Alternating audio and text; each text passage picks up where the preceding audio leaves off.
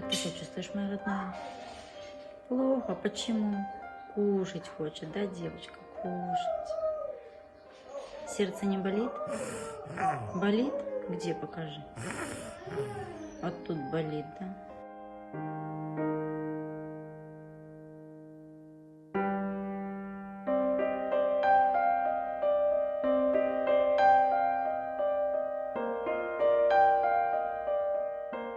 Я решила, что я не буду сдаваться, и читала, искала, кто нам может помочь. Мы нашли в Турции нейрохирурга, который готов взять нашу девочку на операцию. Операция у него стоит $25 000.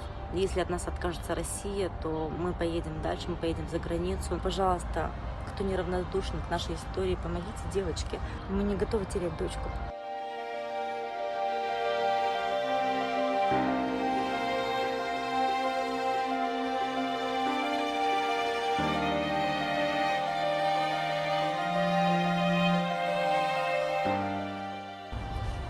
Загадывай желание и выпускай все шары, хорошо?